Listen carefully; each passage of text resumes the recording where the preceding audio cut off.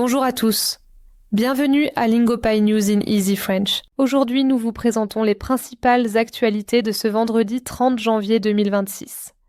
Nous commençons par les événements qui façonnent notre monde actuel. Les tensions montent rapidement entre les États-Unis et l'Iran. L'Iran se dit prêt à entrer en guerre car l'armée américaine se rapproche. Les responsables iraniens préviennent qu'ils riposteront avec force s'ils sont attaqués. Le secrétaire général des Nations Unies, Antonio Guterres, a averti que le monde était confronté à un possible effondrement financier. Il a déclaré que l'endettement élevé, la hausse des taux d'intérêt et la faible croissance pénalisaient surtout les pays pauvres et qu'une réforme urgente était nécessaire. Le président taïwanais Lai Ching-te a déclaré que la force ne pouvait pas apporter une paix véritable.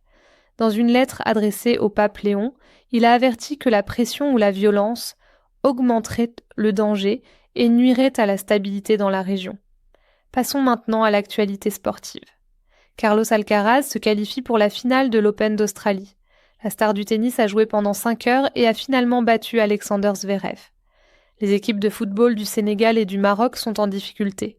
Les autorités leur ont infligé des amendes et des suspensions après une finale chaotique de la Coupe d'Afrique des Nations. Passons maintenant aux actualités internationales. Commençons par les États-Unis. Le président Trump poursuit le fisc pour 18 milliards de dollars.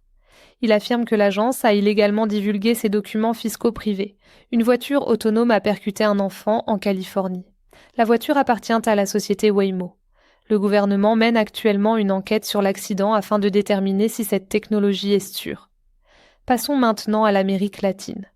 Un tribunal panaméen a pris une décision importante concernant le célèbre canal.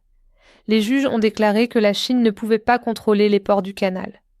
Ils ont estimé que ce contrôle était contraire aux lois du pays. Le Venezuela a adopté aujourd'hui une nouvelle loi. Elle autorise les entreprises étrangères à investir dans son secteur pétrolier. Les États-Unis ont fait pression sur le Venezuela pour qu'il procède à ce changement. Passons maintenant à l'Europe. La Hongrie ne souhaite pas que l'Ukraine rejoigne l'Union européenne. Le gouvernement hongrois l'a réaffirmé aujourd'hui. Cela rend difficile l'adhésion rapide de l'Ukraine. Des pirates informatiques ont attaqué les téléphones de responsables britanniques. Selon certaines informations, des espions chinois auraient infiltré les appareils du bureau du Premier ministre. Il s'agit d'un problème majeur pour la sécurité nationale à Londres. Enfin, passons aux actualités internationales. L'armée pakistanaise a attaqué des combattants armés au Baloutchistan. Elle affirme avoir tué 41 combattants. Cette opération s'inscrit dans le cadre d'une vaste campagne visant à mettre fin à la violence dans la région.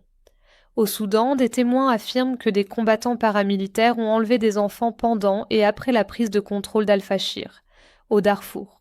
Cela conclut nos principales nouvelles d'aujourd'hui. Merci de nous avoir rejoints sur Lingopai News in Easy French. Nous reviendrons bientôt avec une autre mise à jour sur les dernières nouvelles. Merci pour votre attention.